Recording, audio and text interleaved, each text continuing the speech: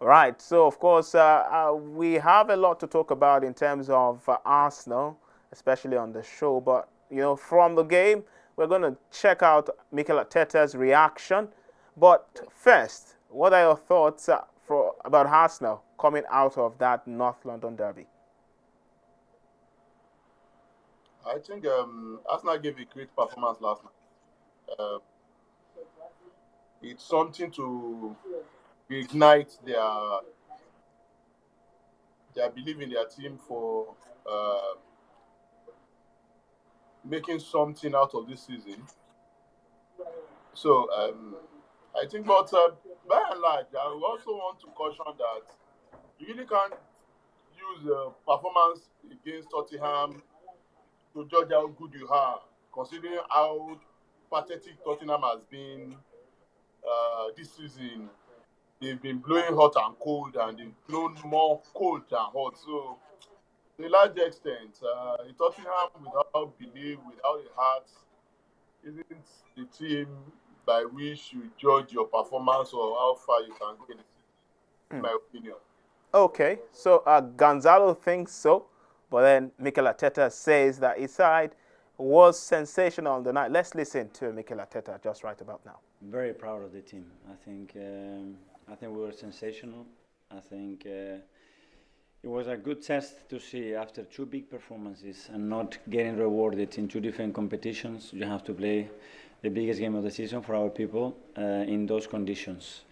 And it's a test of attitude, what we are made of, the courage that we have, how much we really care only about a result or the performance, and how much we can do in terms of what is required in the game to be better than the opposition. And I think we played from the minute one to hurt them with or without the ball.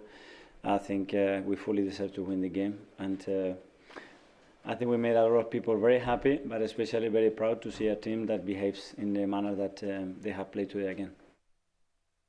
The result gives us the the chance to enjoy the moment instead of momentum, because momentum starts tomorrow to prepare Aston Villa 3 days later. That's all the momentum that we have is till tomorrow morning when we see our faces and we start to talk about how we're going to beat Villa. But you're still very much part of that title race.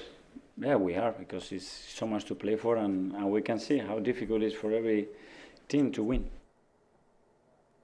Now, Mikel Arteta there says there's so much to play for in the context of the Premier League title race, and the results, the fixtures, the points difference will suggest so at the moment.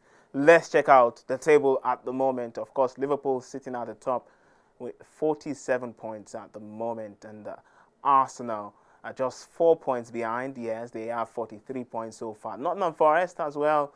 Maybe they are still in the title race as well. An unlikely team at this point in time in the Premier League standings. And then Newcastle United a bit further back, and then Chelsea as well. But then we're talking about Arsenal, 43 points so far.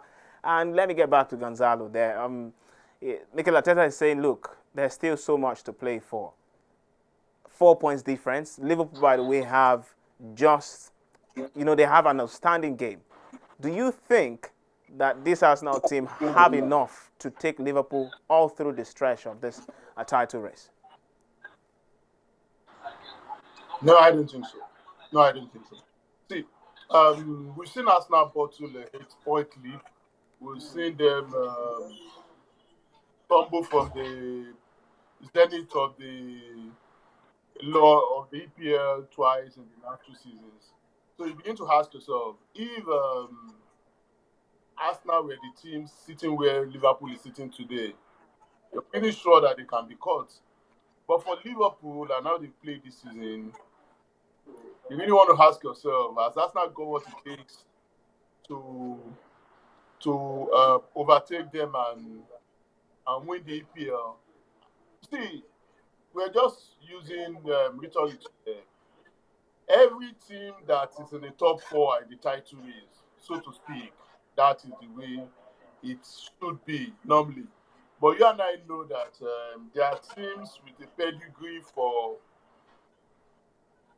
being there and being able to hold it out to the end of the season. And I do not see Arsenal overtaking City. I do not see Arsenal even finishing second. That's my honest opinion.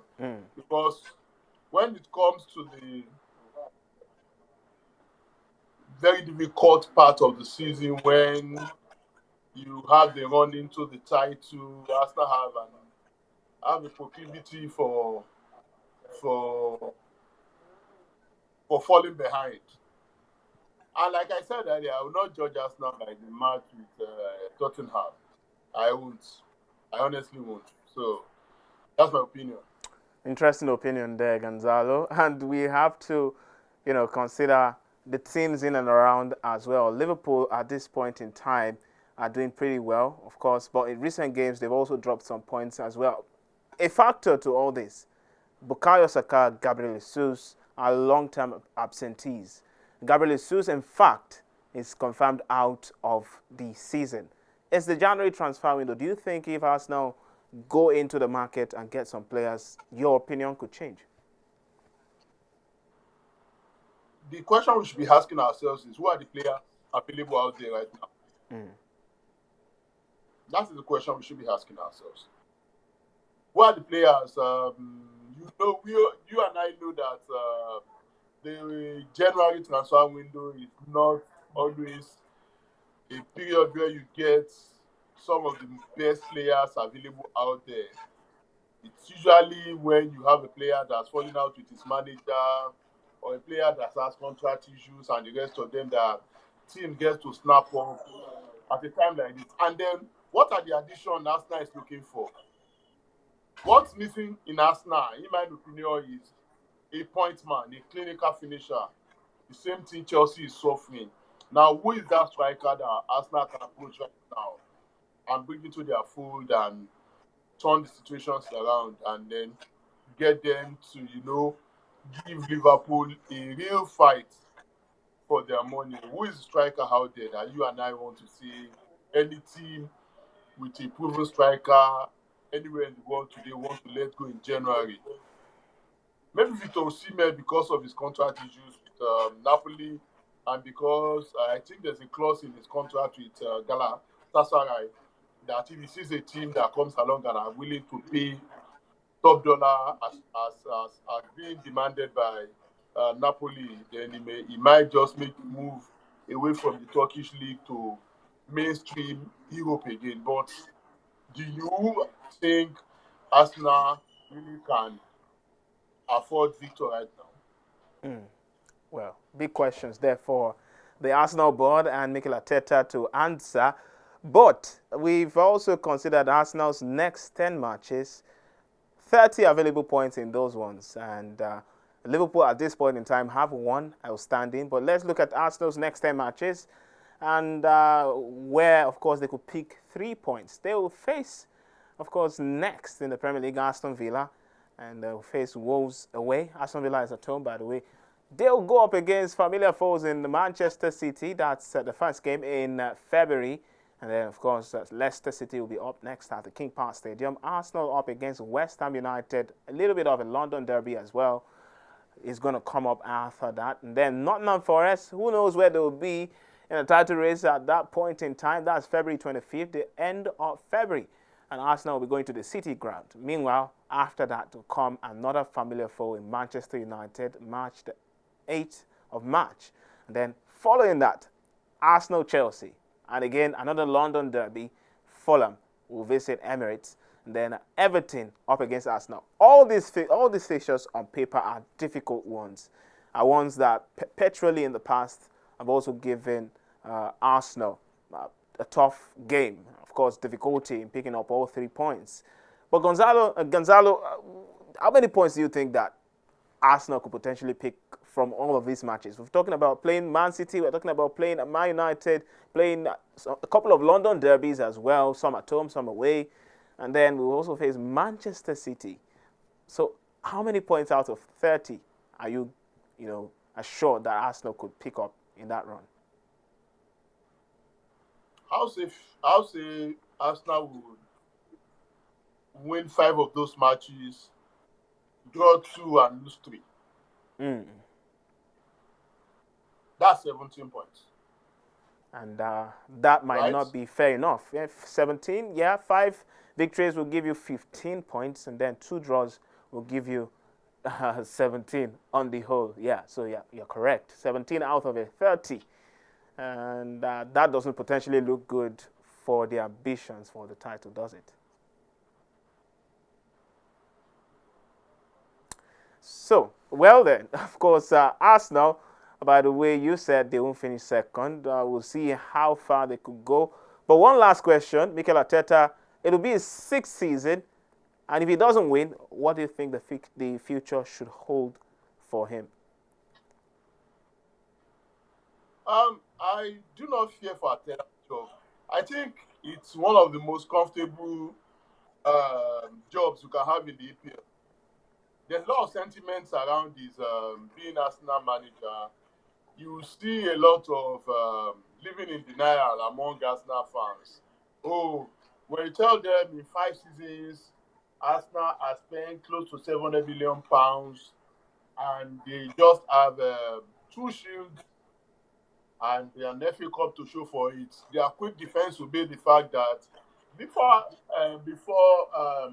Ateta came on the scene, they were a laughing stock among football other football clubs supporters when they're bantering the Arsenal is the butt of jokes and all that.